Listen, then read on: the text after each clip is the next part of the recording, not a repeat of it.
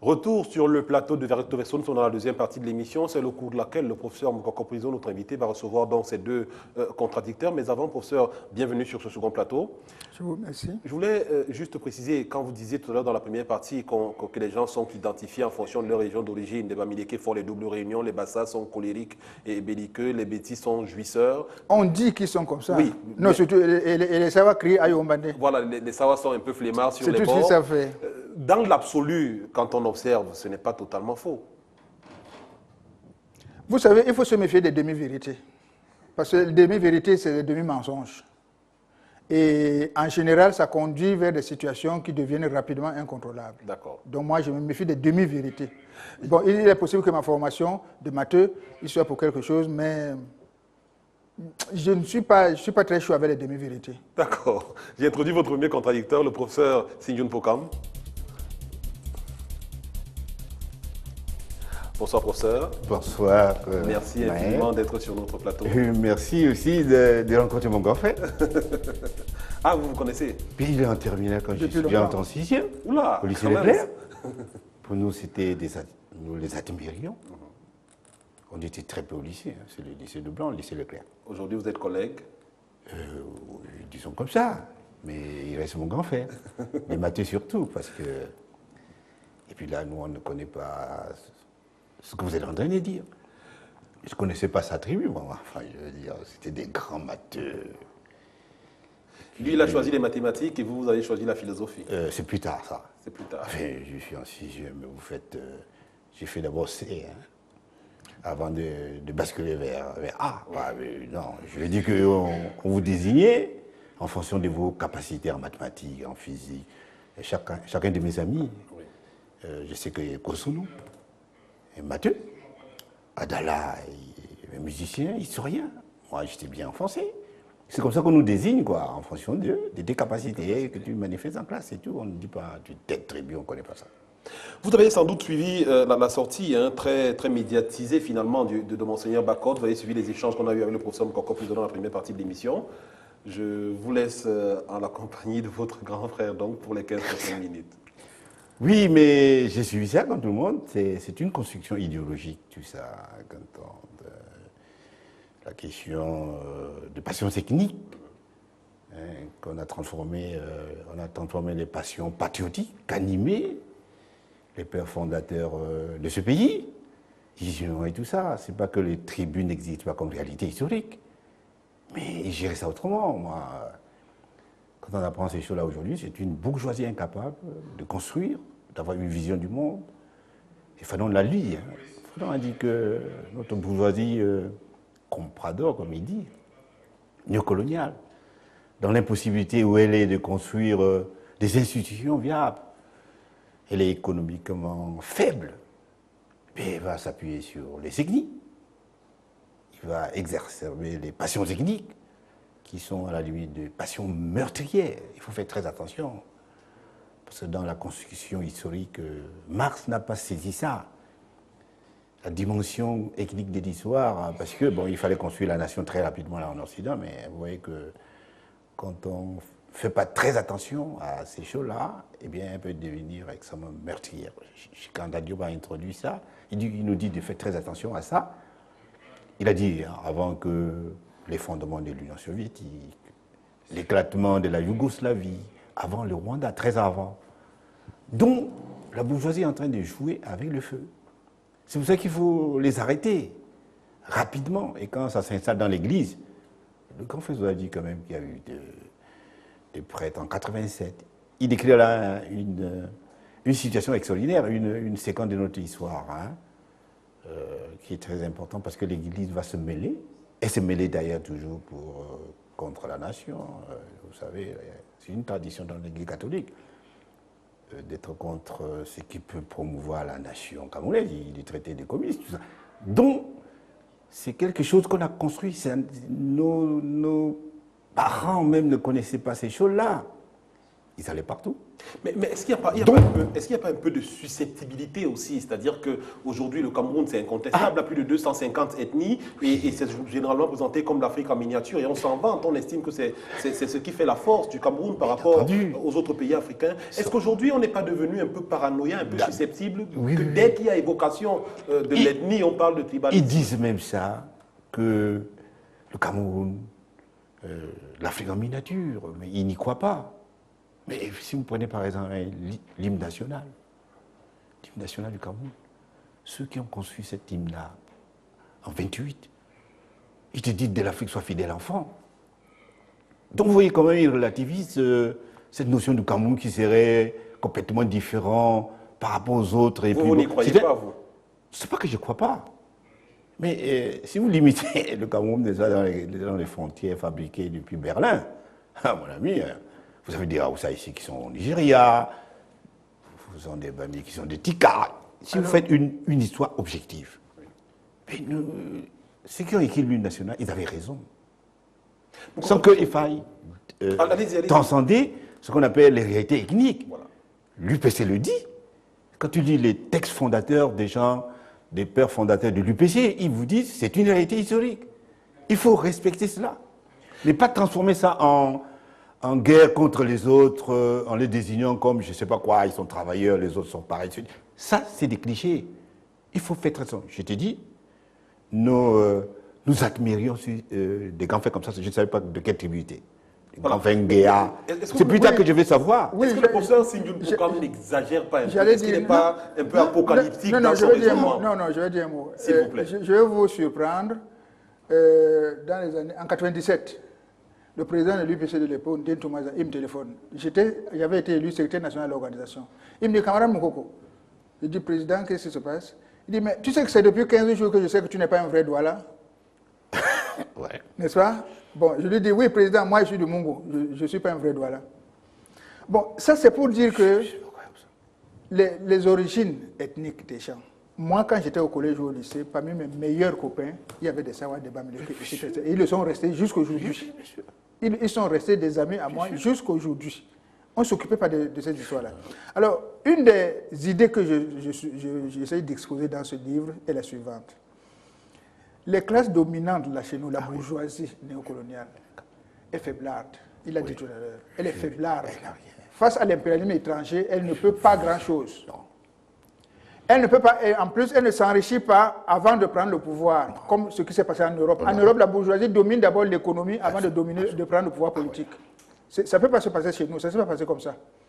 Chez nous, on leur donne un État. Ils n'ont pas l'économie en main.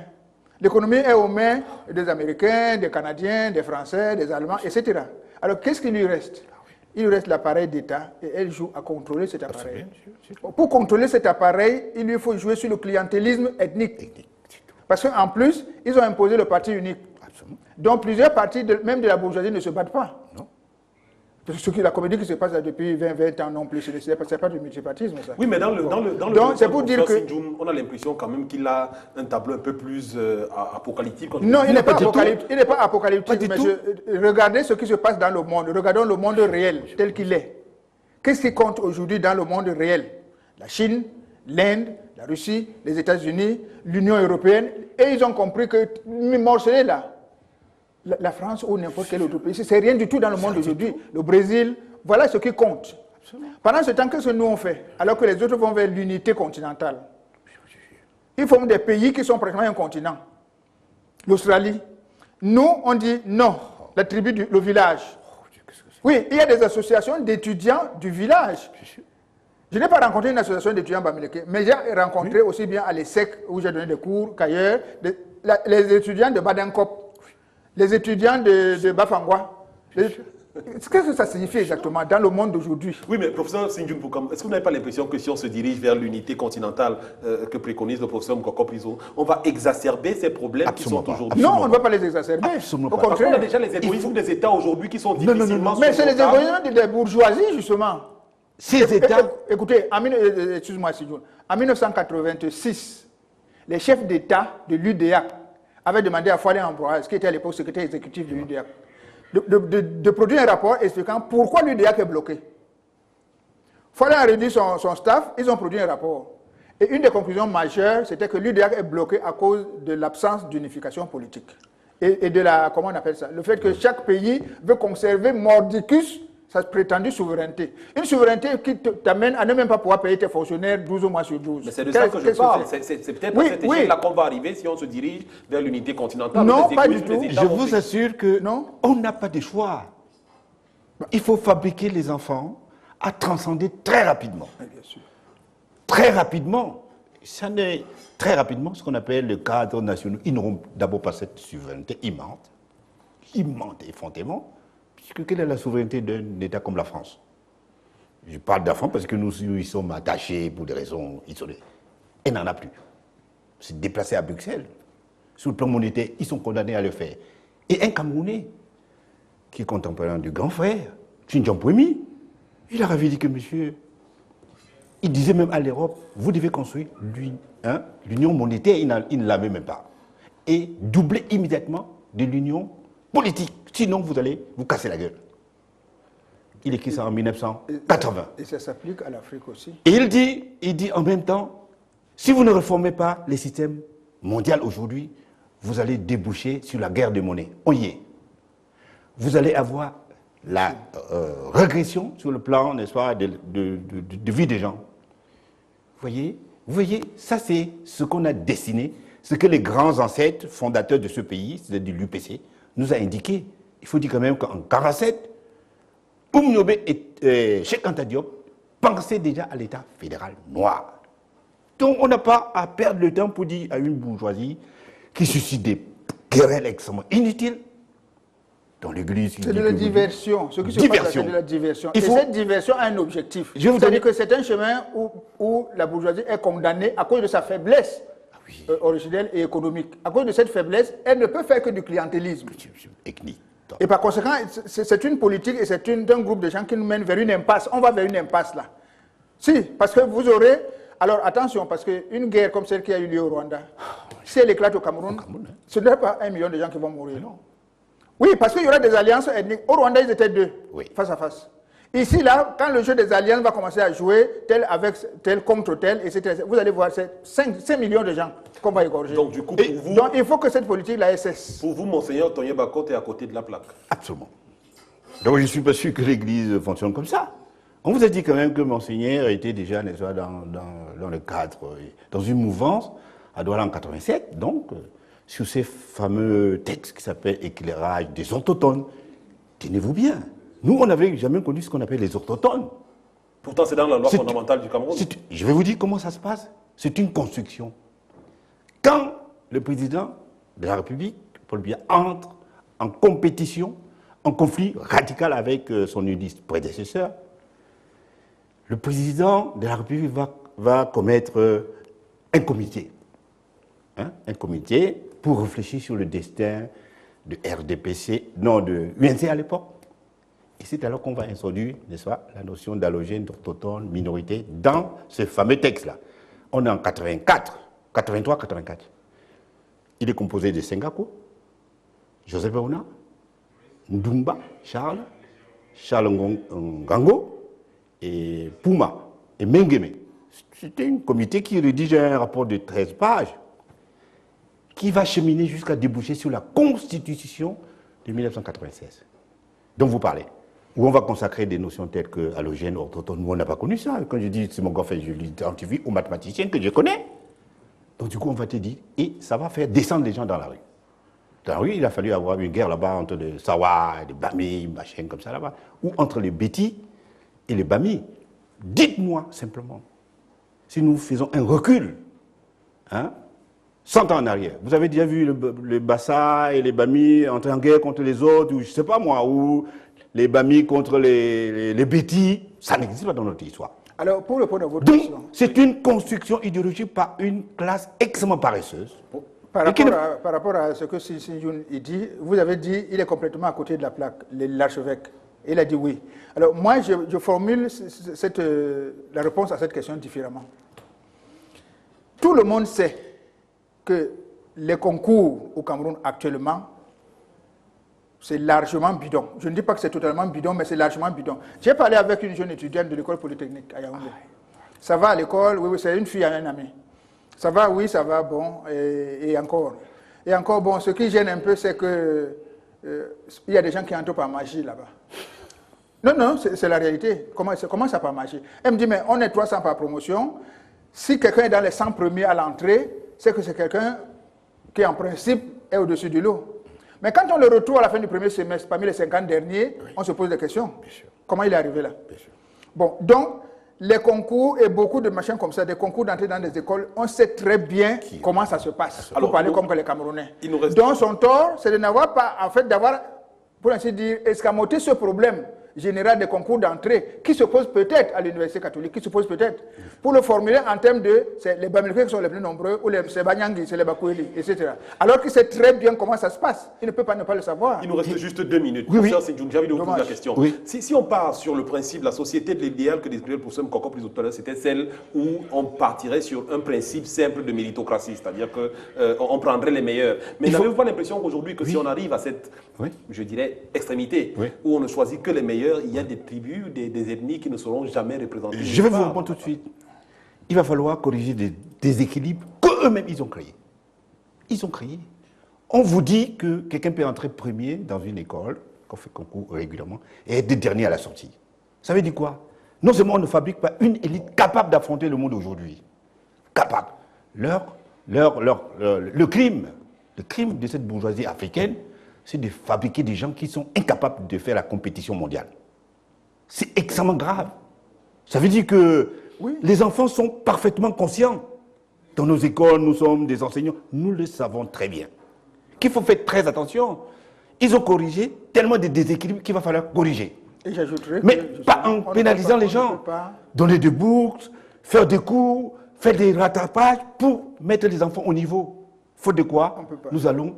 Et de toute façon, pour venir à la guerre du Cameroun qui prépare, on ne peut pas émerger avec ce qu'on fabrique là maintenant comme élite. Non. On ne peut pas émerger. Non. Dans 20 ans, moi je serai peut-être plus là, mais vous aurez des débats où vous verrez qu'on n'a pas émergé. Avec les élites qu'on forme là, c'est maintenant. Parce que ce n'est pas des gens qui sont formés dans la résolution des problèmes. Dans la résolution des problèmes, c'est-à-dire dans le sens le plus large du terme. Deuxièmement, je dis que ce qui se passe, n'est-ce pas, pourquoi est-ce que l'archevêque ne dit pas que le concours d'entrée n'est pas bien fait, n'est pas fait correctement? Parce que ça fait partie de cette organisation globale qui veut que les divers clans ethniques, chaque clan veut placer les siens, qu'ils soient à la hauteur de la situation ou pas. Donc il ne peut pas aborder le problème comme ça. Il aborde exactement comme l'aborderait n'importe quel clan de la bourgeoisie, c'est-à-dire c'est l'autre bourgeoisie qui nous embête, qui l'assimile à la tribu. Voilà. Merci. Et c'est ça qui n'est pas bien. Merci, messieurs. Merci infiniment. Professeur Sindjoun Pokom, ça a été un plaisir de vous avoir. Merci. C'est moi, tout le plaisir a été pour moi de rencontrer mon grand frère. Et en même temps de te rencontrer aussi. Au moins, ça l'aura. Je crois que tu es installé ici. Merci, professeur. Madame, monsieur, on retrouve le deuxième contradicteur du professeur Mkoko Plutôt dans quelques instants. On marque une petite pause et on se retrouve après la pause.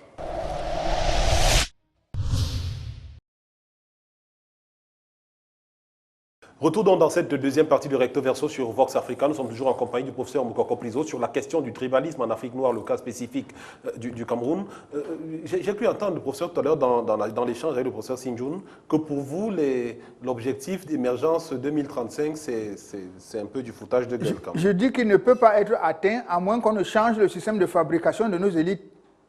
Oui, il faut qu'on le change. D'accord. Actuellement, les gens ne sont pas formés pour résoudre des problèmes. Les gens sont formés pour gagner de l'argent. Voilà. L'argent devient la valeur suprême. Et quand elle devient la valeur suprême dans une société, ce n'est pas une société qui va s'occuper de sciences et de techniques.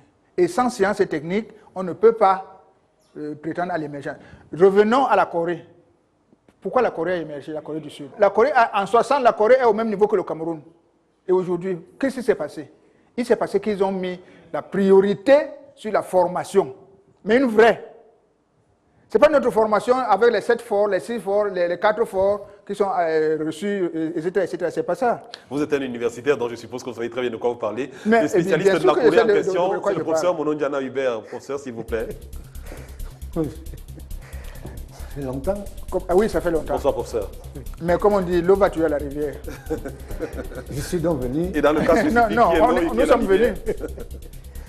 Merci, professeur, d'être sur ce plateau. C'est la deuxième fois qu'on vous reçoit. Vous étiez la dernière fois comme invité principal. Aujourd'hui, vous êtes dans le rôle du contradicteur. Le plaisir est renouvelé. Je suppose que vous avez suivi les échanges avec le professeur Mkoko dans la première partie et avec le professeur Sinjun Pokam également. Oui. Je voudrais juste vous accueillir avec un extrait de ce fameux courrier de Monseigneur Tonien Bakot qui dit...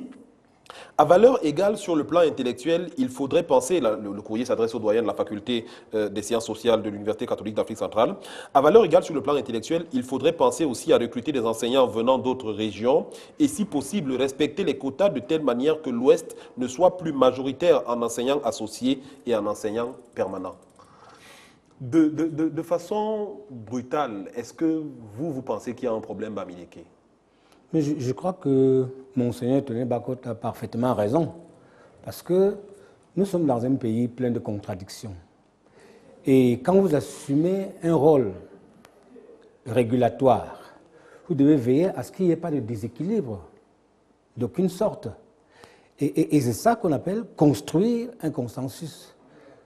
Vous ne pouvez pas diriger une institution sans chercher à débrayer quand c'est embrayé, et à maintenir l'équilibre. Il faut être constamment actif et constamment vigilant parce que les gens sont portés par des passions parfois subalternes dans la gestion des choses modernes. Et l'homme garde toujours son fond humain, un peu subjectif. Il n'est pas une machine. En ce moment-là, l'administrateur général, principal, a le droit d'attirer l'attention sur la gestion du déséquilibre, et ceci en permanence. C'est comme quelqu'un qui tient un guidon d'un vélo. Il faut jouer du mécanisme pour maintenir l'équilibre. C'est dans ce sens que je dis que Monseigneur a raison d'attirer l'attention quand il y a quelque chose d'anormal. Vous trouvez qu'il y a trop de Bamileke à l'Université catholique aussi? Je n'ai pas été me promener là-bas, je n'enseigne pas là-bas, donc je m'en tiens aux observations de Bakot, que s'il est bien informé, il a raison d'attirer l'attention des dirigeants.